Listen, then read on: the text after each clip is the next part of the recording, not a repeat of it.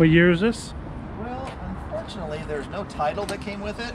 It was advertised as a 1950 something. There's pieces, you know that old Johnny Cash song, the Cadillac, you build it one piece at a time?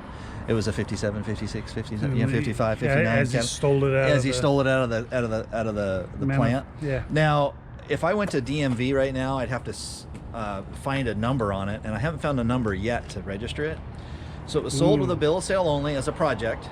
Okay. And I haven't decided how far to go with the project. It was just a good shell to start with. I could put that shell on something else. It's got a neat look to it. You know, it's got the high-low range transmission, manual transmission. The engine's a 6-cylinder, so it's not the original 4-cylinder. It's got some... But it's a running 6 right now, though, isn't it? Yeah. Right now, it's not running because we took the carburetor off. We're putting a new carburetor on it. I found a Rochester carburetor to replace it, so we're going to put that on there, and then we're going to change some things up with the fuel pump.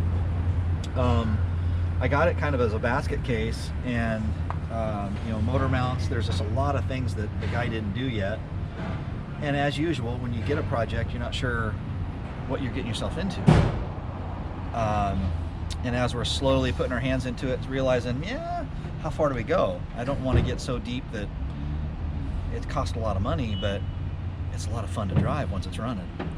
You talk about it is fun. Yeah, we're gonna throw a new seat in it. Got a new gas tank, which is gonna go into the seat where they were. We have some unique different things that we can do to it. The hood is from one of the old military style for the snorkel. So there was a kit that actually came with the military Jeeps that actually put a hose onto the carburetor, came out here, and then would zip tie or wire tie, mechanics wire, the snorkel, so that they would, they were able to not just forge rivers and stuff, they would make the damn thing waterproof almost. Yeah, and that's why they got this battery so high. Yeah, and the thing, you could be in water up to here. The guys were in water up to their necks driving through rivers. And it's got a fold-down windshield on it.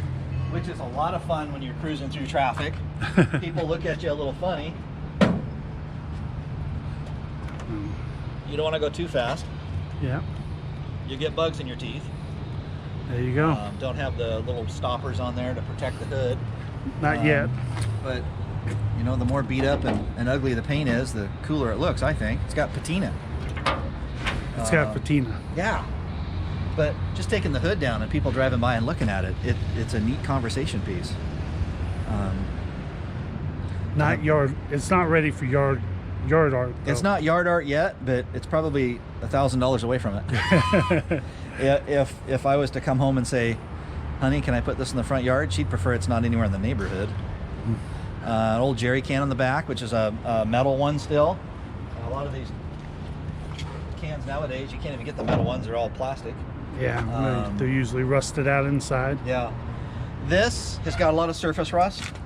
As far as holes right through the floor, we got some stuff to clean up here. Yeah, but these are a lot better than Yeah, there's not holes all over the ground. Look at that. The only holes that are in there are the drain holes that were put in.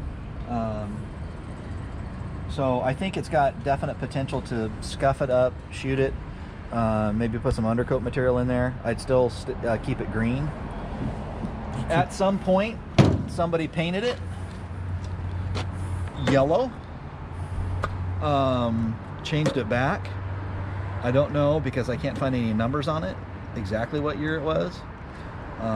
So any viewers know where the numbers would be on something like this, if it even has numbers? I've looked at the usual spots where they'd be stamped and I can't find them. If they're supposed to be on a frame somewhere, I'd like to know where on the frame it'd be. Or if I was to put it together, get it running, and if I was to go get a title and stamp this with the VIN number that's on that title, what would it take to go get it registered?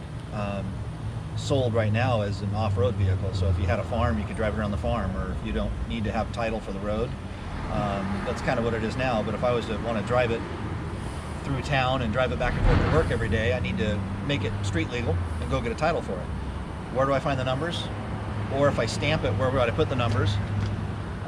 Or do I just throw it together and drive it on the farm. Throw it together, drive it on the farm. My wife says, It's just very get rid cool. of it.